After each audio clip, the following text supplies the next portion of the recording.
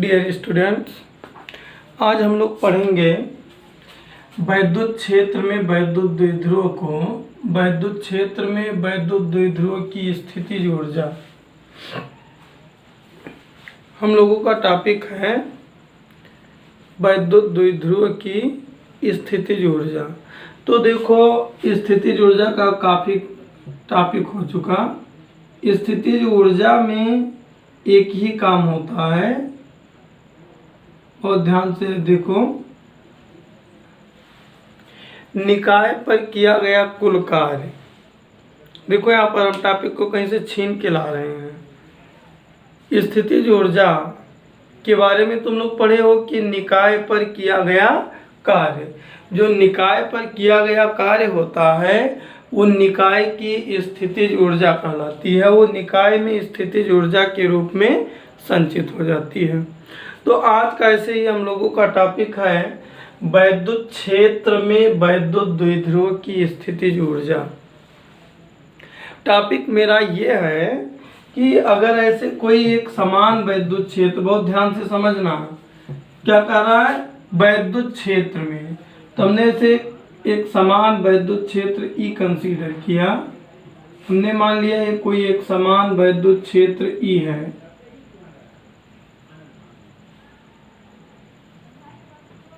ये सपोज कर लिए कि एक समान वैद्युत क्षेत्र ई है। मेरा क्वेश्चन ये कह रहा है कि यदि इस वैद्युत क्षेत्र में कोई वैद्युत द्विध्रुव रखा हो, हमने सपोज कर लिया ये मेरा वैद्युत द्विध्रुव है। क्वेश्चन में कह रहा है एक समान वैद्युत क्षेत्र ई में अगर कोई वैद्युत द्विध्रुव ये भी रखा हो जो प्लस क्यू व माइनस क्यू कूलम आवेशों से मिलकर बना है, तो उसकी वैद्युत स्थितिज ऊर्जा क्या होगी। ये हम लोगों का टॉपिक है। तो देखो, ये जो रटना पड़ेगा भाई डेफिनेशन, वो पहले तुम लोग देखो।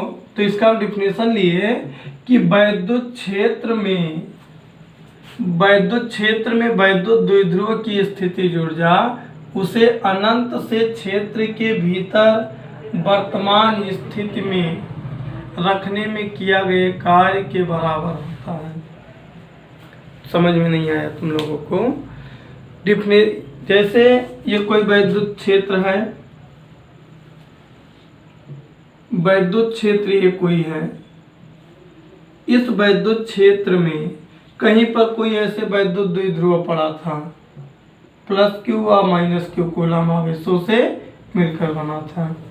ये कोई वैद्युत द्विध्रुव पड़ा था। इस वैद्युत द्विध्रुव को उठाकर इस वैद्युत क्षेत्र में लाने में, वो जिस पोजीशन में है, मान लो ऐसे रखने में, जो कार्य करना पड़ेगा वो कार्य इस वैद्युत द्विध्रुव की वैद्युत स्थितिज ऊर्जा होगी किसी वैद्युत क्षेत्र में। देखो, हम डिफिनेशन क्या समझाए, फिर से ध्यान देना कि मान लो ये कोई वैद्युत क्षेत्र ई है, ये कोई एक समान वैद्युत क्षेत्र ई है। इस एक समान वैद्युत क्षेत्र ई में कहीं पर कोई वैद्युत द्विध्रुव रखा हो, उस वैद्युत द्विध्रुव को इस वैद्युत क्षेत्र में वर्तमान पोजीशन में लाकर रखने में जो कार्य करना पड़ता है वह उस निकाय की या उस वैद्युत द्विध्रुव की वैद्युत स्थितिज ऊर्जा कहलाती।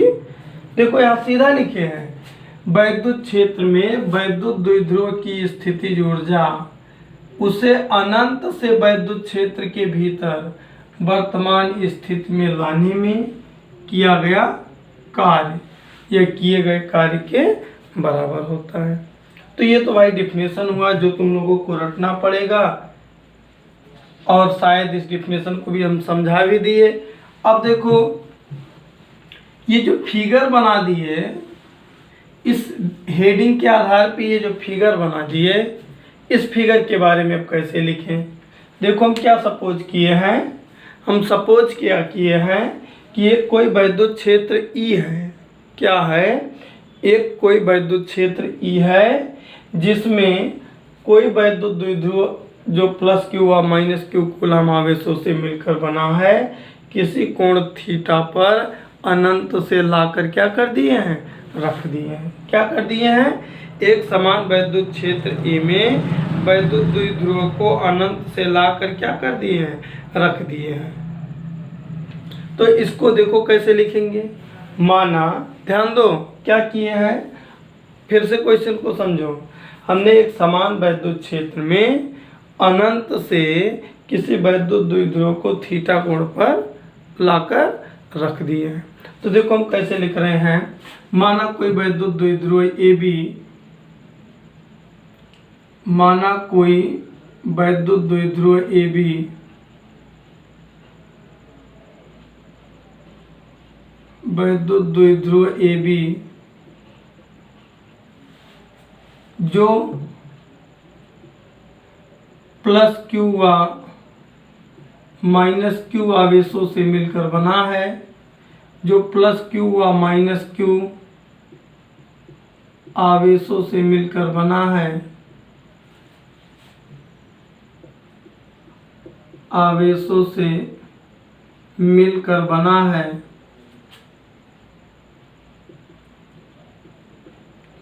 इसे एक समान वैद्युत क्षेत्र E में,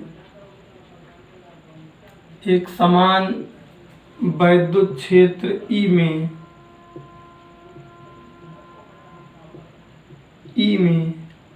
अनंत से लाकर किसी कोण थीटा पर रखा जाता है।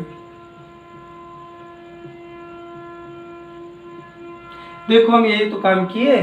किसी एक समान वैद्युत क्षेत्र E में एक वैद्युत द्विध्रुव को अनंत से उठाकर ले आए और उसको किसी विशेष कोण पर रख दिए। तो यहाँ पर एक और अब समस्या है जो अब पहले हम समझाएंगे, तब इस डेरिवेशन को करेंगे।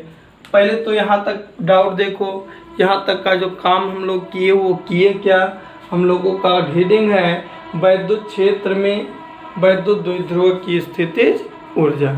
कैसे काम किए, डिफिनेशन क्या सोचे, एनालिसिस किए डिफिनेशन पर क्या, कि किसी वैद्युत द्विध्रुव को अनंत से वैद्युत क्षेत्र के भीतर वर्तमान स्थिति में लाकर रखने में जो कार्य करना पड़ता है वह कार्य उस वैद्युत द्विध्रुव की वैद्युत स्थितिज ऊर्जा कहलाती है। क्या कहलाती है, वैद्युत द्विध्रुव की स्थितिज ऊर्जा कहलाती है। तो यहाँ पर ध्यान दो, ये तो डिफिनेशन हम लिख दिए।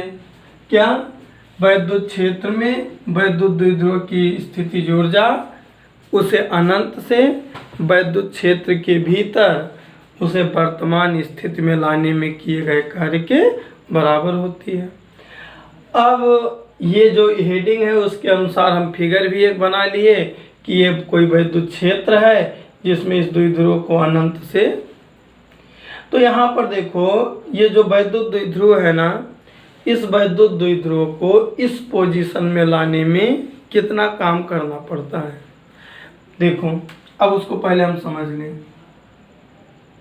ये देखो कोई एक समान वैद्युत क्षेत्र है, ये कोई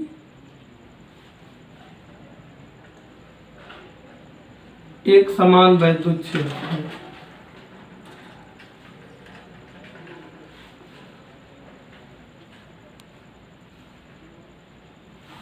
ठीक, यहां पर कोई वैद्युत द्विध्रुव पड़ा है AB जो प्लस Q व माइनस Q कूलम आवेशों से मिलकर बना है। तो पहला काम एक चीज हम बताएं, किसी निकाय को वैद्युत क्षेत्र के भीतर अगर हम ले जाना है तो उसको हम वैद्युत क्षेत्र के लंबवत ले जाते हैं। अगर लंबवत नहीं ले जाते हैं तो उसको उसके अंदर प्रवेश कर पाना शायद संभव नहीं है।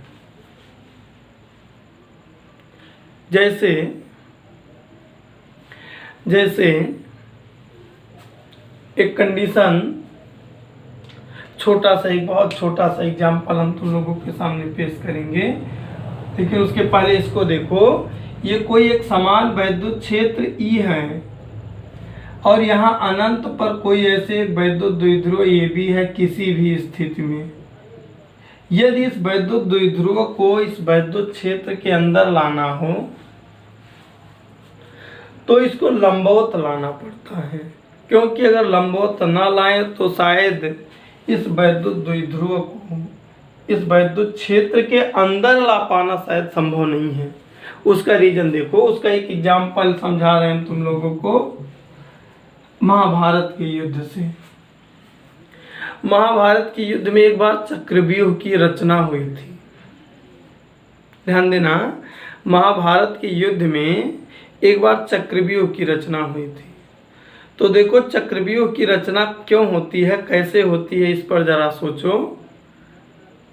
चक्रव्यूह की रचना में जिस व्यक्ति की सुरक्षा करनी होती है, बहुत ध्यान से देखना, चक्रव्यूह की रचना कैसे होती है, जिस व्यक्ति की सुरक्षा करनी होती है उसको ऐसे हम बीच में उसको रखते हैं और उसके चारों ओर सर्किल में ऐसे 7 लाइनें बनी होती हैं, 7 लाइनें बनी होती हैं। बहुत ध्यान से देखना, जिस व्यक्ति की सुरक्षा करनी होती है उसको अंदर रखते हैं, उसके बाद ऐसे 7 लाइनें बनी होती हैं। 7 लाइनों में व्यक्ति खड़े होते हैं। तो हम 2-3 से ही समझा दे रहे हैं, 7 लाइनों में खड़े होते हैं। लेकिन एक चीज ध्यान देना, व्यक्ति तो यहाँ ऐसे खड़े होते हैं ना, यहीं बीच में एक द्वार होता है जहां व्यक्ति नहीं खड़े होते हैं, सेना नहीं होती, इसको द्वार बोलते हैं। अब इस वाले लाइन में भी जो सेनाएं खड़ी हैं ये इसके सीध पर नहीं, लेकिन इधर कहीं इसमें भी खाली होगा। फिर इसी तरीके से यहाँ कहीं सेना नहीं होगी, इसको द्वार बोलते हैं। ऐसे 7 चक्कर होते हैं। कितने चक्कर होते हैं? 7 चक्कर। और एक खासियत होती है, ये जो सेना होती है ना, ये ऐसे गोल गोल दौड़ते रहते हैं। मतलब ये जो द्वार है ये घूमता रहता है। अगर इस चक्रव्यूह में किसी योद्धा को प्रवेश करना है, बहुत ध्यान से एग्जाम्पल सुनना, अगर इस चक्रव्यूह में किसी योद्धा को प्रवेश करना है तो देखो, जैसे महाभारत के युद्ध में माना जाता है कि चक्रव्यूह तोड़ने का केवल ज्ञान अर्जुन को था और थोड़ा अभिमन्यु को। क्यों? थोड़ा सा उसको हम बताएं। जब ये चक्रव्यूह घूमता है ना, तो अंदर जाने वाले योद्धा को इस द्वार का वेट करना होता है कि कब वो खाली पाए इस द्वार के अंदर प्रवेश करना। अब इस द्वार के अंदर प्रवेश करने के बाद उनको अपनी सुरक्षा करते हुए इस द्वार का वेट करना पड़ता है कि ये कब मिलेगा हमको अंदर घुसे, फिर इसका वेट करना पड़ेगा। अगर यहाँ वो अटैक करते हैं तो शायद वो उनकी क्षमता नहीं है, उनके ऊपर सब अटैक कर देंगे सेनाएं। तो उनको इस द्वार की तलाश होती है, द्वार कहाँ है, इस द्वार को खोजकर ऐसे प्रवेश करके इस जिसकी सुरक्षा हो रही है उस तक पहुंचा जाता है। ये होती है चक्रव्यूह की रचना। और अगर इसके अलावा वे प्रवेश कर रहे हैं, अगर योद्धा इस रास्ते के अलावा किसी और तरीके से प्रवेश कर रहा है तो शायद उसके द्वारा इस चक्रव्यूह के अंदर प्रवेश करना मुश्किल नहीं, नामुमकिन होगा। ठीक इसी तरीके से, इसी से मिलता जुलता क्या होता है, अगर इस वैद्युत क्षेत्र में किसी निकाय को प्रवेश करना है तो उस निकाय को ऐसे इस वैद्युत क्षेत्र के लंबवत आना पड़ेगा। अगर वो लंबवत नहीं आ रहा है तो वो उस वैद्युत क्षेत्र के भीतर प्रवेश नहीं कर सकता है। समझ में आया? अगर इस वैद्युत क्षेत्र में किसी निकाय को लेकर आना है तो निकाय इस वैद्युत क्षेत्र में तब प्रवेश कर पाएगा जब वो निकाय उस वैद्युत क्षेत्र में लंबवत प्रवेश करेगा। और किसी तरीके से कर रहा है, किसी कोण से कर रहा है तो शायद उसके द्वारा इस वैद्युत क्षेत्र में प्रवेश कर पाना संभव नहीं है। तो इसलिए हम क्या किए, जो वैद्युत क्षेत्र यहाँ अनंत पर किसी भी पोजीशन में पड़ा था उसको हम क्या किए, इस वैद्युत क्षेत्र के भीतर लंबवत ले आए। लंबवत ले आए, किस स्थिति में ले आए, लंबवत। जो प्लस क्यू वह माइनस क्यू कूलम आवेशों से मिलकर बना है। तो यहाँ यानी कि इस वैद्युत द्विध्रुव को वैद्युत क्षेत्र के भीतर लंबवत लाने में कार्य करना पड़ा होगा। भाई हम लाए हैं ना, तो कार्य करना पड़ेगा। तुम लोग जानते हो वैद्युत द्विध्रुव पर किया गया कार्य W होता है PE cos थीटा। तो इसको लाने में W = PE cos थीटा करना पड़ेगा कार्य, जो देखो 90 डिग्री है। कोण थीटा कितना है, 90 डिग्री है। किया गया कार्य W PE cos 90 हो गया। लंबवत आया है इसलिए थीटा कितना हो गया, और वर्ग क्या हो गया, 0। ये तो ये कार्य करना पड़ा, ये तो ये कार्य करना पड़ा। अब देखो मेरा वैद्युत द्विध्रुव क्या ऐसा है, फिगर में देखो लंबवत है, ध्यान दो लंबवत है, मतलब जैसे यहाँ फिगर में बनाए हैं वो क्या ऐसा है, देखो यहाँ पर झुका हुआ है और ये क्या परस्पर लंबवत है। तो अब ये ऐसा नहीं छोड़ना, हमको किसी कोण पर ले आना है। इसका मतलब ये जो वैद्युत द्विध्रुव है इसको ऐसे घुमाना पड़ेगा। हमने क्या कर दिया, लंबवत से इसको किसी कोण पर घुमा दिया। तो तुम लोगों को याद होगा हम इसके पिछले टॉपिक पर बात किए थे, द्विध्रुव को घुमाने में किया गया कार्य W बराबर होता है PE cos theta 1 minus cos theta 2। इसका मतलब इस वैद्युत द्विध्रुव पर इस कार्य के अलावा इसको किसी कोण थीटा पर घुमाने में भी एक कार्य करना पड़ेगा, जो W = होगा PE cos theta 1 minus cos theta 2। cos theta 1 का मतलब वो पहले किस पोजीशन में था, पहले लंबवत था तो cos 90, माइनस बाद में किसी कोण पर आ गया cos थीटा PE। cos 90 का मान क्या होता है, 0 होता है, तो ये हो गया माइनस PE cos थीटा। तो देखो दो कार्य हुआ, एक तो पहले उसको अनंत से हम लाए, इसको हम W1 मान लिए। दूसरा किसी कोण थीटा पर घुमाए, उसको हम W2 मान लिए। तो कुल कार्य क्या हो जाएगा, कुल कार्य W होगा W1 प्लस W2। W1 का मान बाई चांस क्या आया है, 0, और W2 का मान आया है minus PE cos theta. W = solve करेंगे क्या आ जाएगा, minus PE cos theta. W = क्या आ जाएगा, माइनस PE cos थीटा।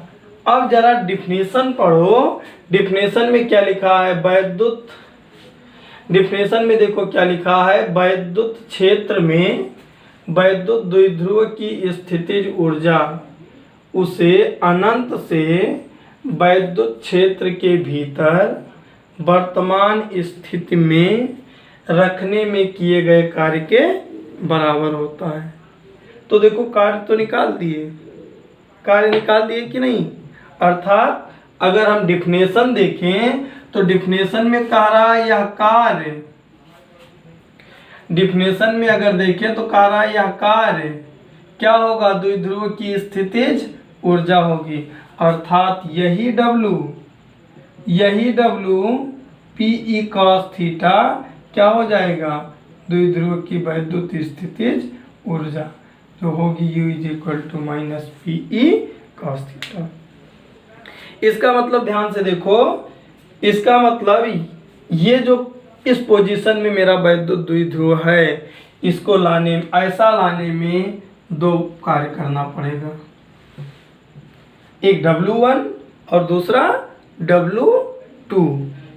अब वीडियो को बार बार बैक करके देखना, तभी अच्छे से समझ में आएगा। बार बार हम दोबारा रिपीट करके इसलिए नहीं समझा रहे, टाइम दिक्कत होती है। तुम लोग बार बार बैक करके देखना, अच्छे से समझ में आएगा। इसका मतलब दो कार्य करना पड़ा, एक W1 और दूसरा एक W2। एक W1 कार्य करना पड़ा और दूसरा क्या कार्य करना पड़ा, W2।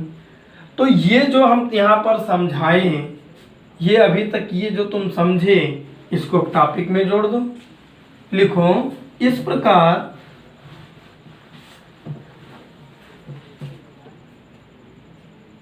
वैद्युत द्विध्रुव को इस स्थिति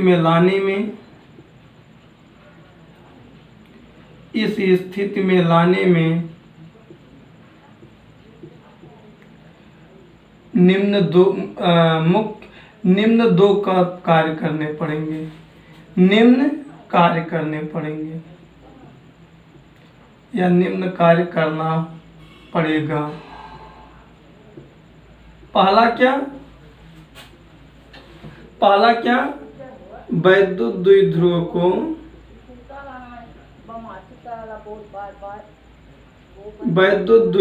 को अनंत से लंबवत स्थिति में, अनंत से वैद्युत क्षेत्र के भीतर लंबवत लाने में किया गया कार्य।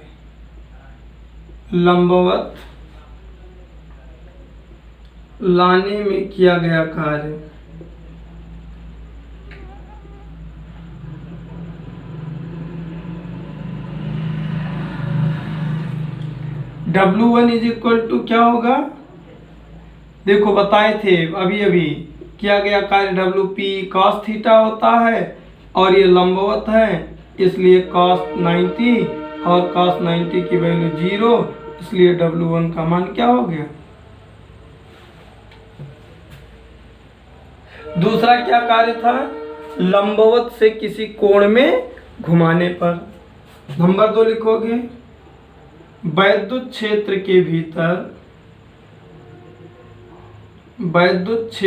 भीतर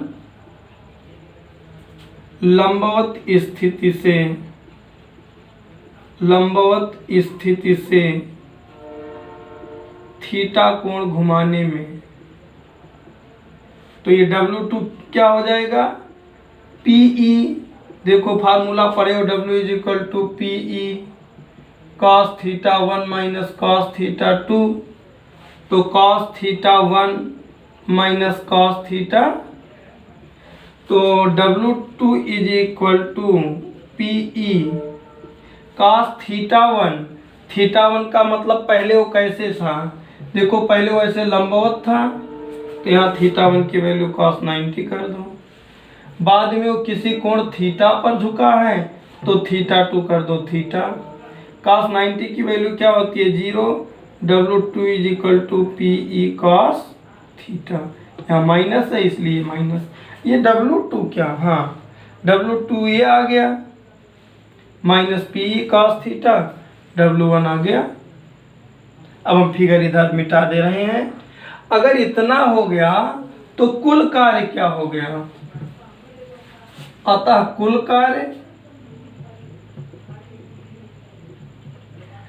कार्य W इज इक्वल टू क्या होगा, W1 minus W1 plus W2।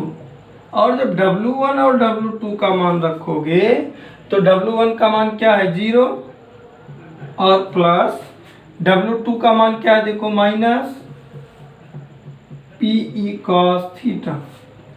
जब ब्रैकेट तोड़ोगे तो आएगा माइनस PE cos थीटा। और यही किया गया कार्य वैद्युत द्विध्रुव की स्थितिज ऊर्जा कहलाती है। किया गया कार्य द्विध्रुव की स्थितिज ऊर्जा कहलाती है, अर्थात U बराबर माइनस PE cos थीटा। यही तुम्हारे वैद्युत द्विध्रुव की साम्यावस्था में स्थितिज ऊर्जा का क्या है, समीकरण है। ये तुम्हारे इस चैप्टर का लास्ट हेडिंग था। अब इसके बाद तुम लोग अपना न्यूमेरिकल लगाना, इसको देखना। अब हम नेक्स्ट लेक्चर में अगला चैप्टर वैद्युत संधारित्र स्टार्ट करेंगे। धन्यवाद।